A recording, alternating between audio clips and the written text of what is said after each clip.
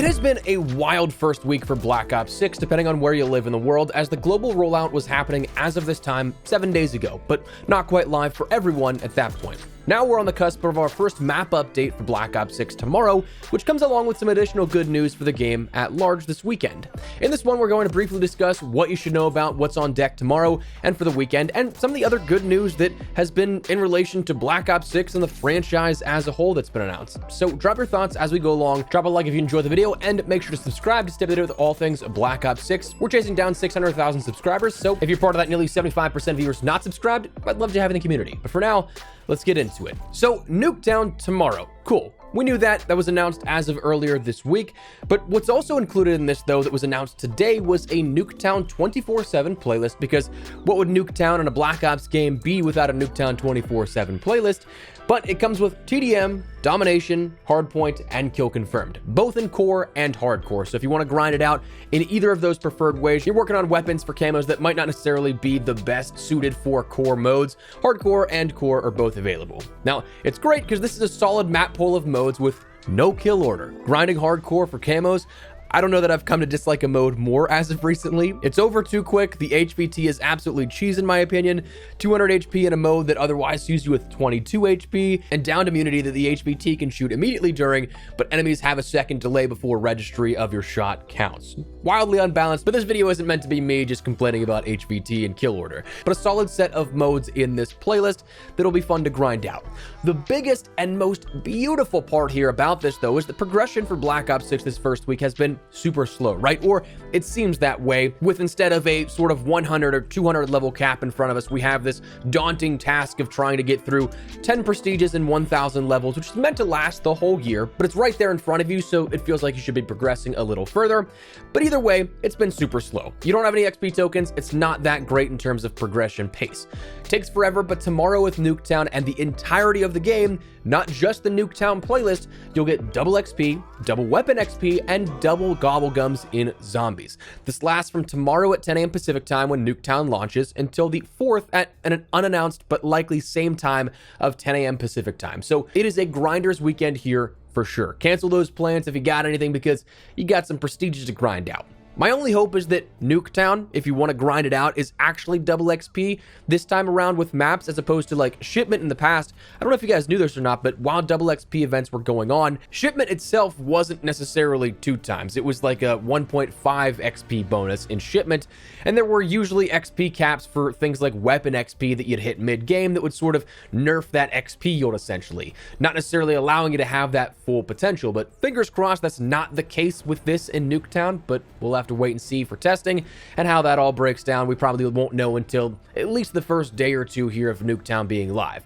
But this is much needed and a perfect time for this, I think. With Nuketown coming, it is of course going to be a grindy map everyone is going to be jumping on, so what better way to celebrate than being able to double your XP yield. Personally, I'm hoping to get through at least 3 prestiges this weekend, calling off everything, telling everybody, hey, don't bother me. I'm locking myself away, grinding those levels and content this week. But this then brings me to my next sort of thought of what's the right frequency for double XP events now at this point? Like, they were kind of not necessary with the last couple of years with the seasonal prestige system, because like, again, you only had 200 levels every single season to get through. And I feel like there were a ton in recent years because of that. And I remember at one point, people were like, why don't we just make the double XP yield rate the normal XP rate at this point? Because there were so many of them. I think that we had, I don't remember if it was Modern Warfare 3 or Modern Warfare 2, there was like at least 3 a month or something like that. So with an actual value to progression now, I'd be curious what the new intended sweet spot per se could be. Like, is it 1 weekend a month we get a double XP weekend?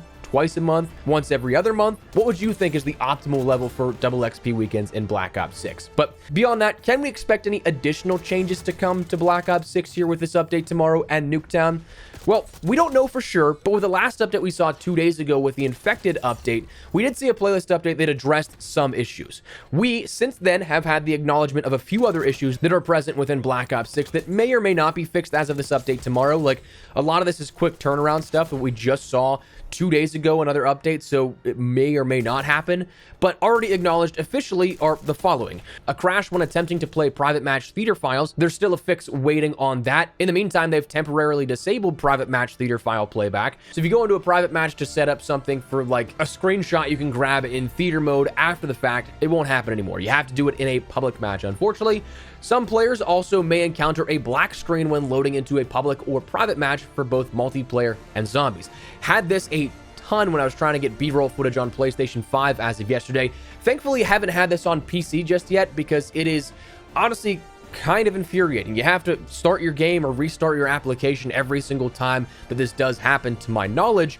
And for me, it was happening, at least on PlayStation 5, every other private match lobby that I started. So I was just trying to get B-roll of matches showing off some like power positions in the maps. And that was something that I was literally in the maps for not even a minute, have to then back out, choose a different map, and then start that over again.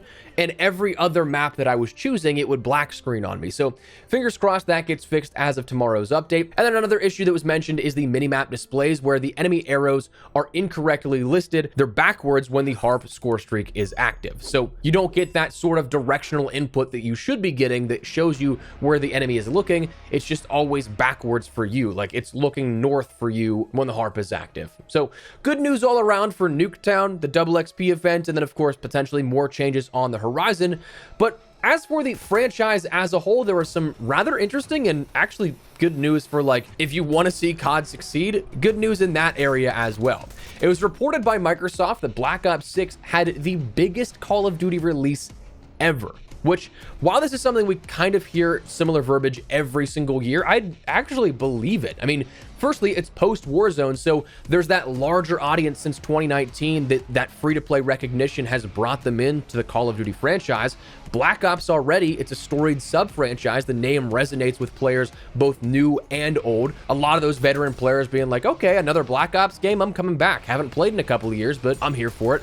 And then it was reported that this game had the marketing budget on par with a Hollywood blockbuster film, which can reach, we don't know the actual budget, but blockbuster films can reach hundreds of millions of dollars in marketing.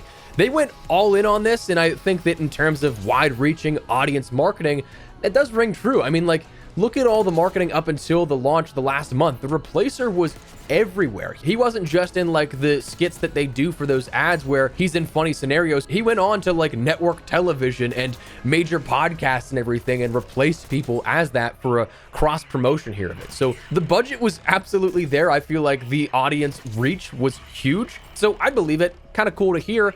And then things like this year could also be normal going forward as well in regards to sort of increases in that player base and the player interaction, because it was also mentioned by the Microsoft CFO that Black Ops 6's launch saw the most Game Pass subscriber ads ever seen on a launch day in Xbox history.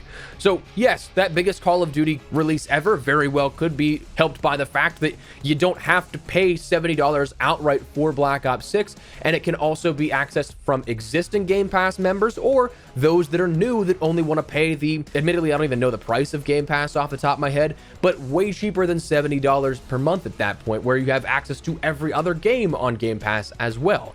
So the two absolutely go hand in hand here for that, like one correlates to the other for sure. But then it was also reported that sales on PlayStation and Steam were up 60% compared to Modern Warfare 3, which again, I believe we ended up seeing those charts from Steam player counts that showcased that it was almost as high as the Warzone 2 launch back in 2022, which at that point it was a collective, everybody logging on to see how Warzone was ruined in that sense. But that's a different story for a different day. So it seems like this year is setting up to be pretty solid. So with a post-launch year of support that in theory, if it's good, this might be a very solid year for Call of Duty. Right now, of course, we still are in that honeymoon phase. I'm still enjoying it. There's a lot of flaws that I think that there are, absolutely.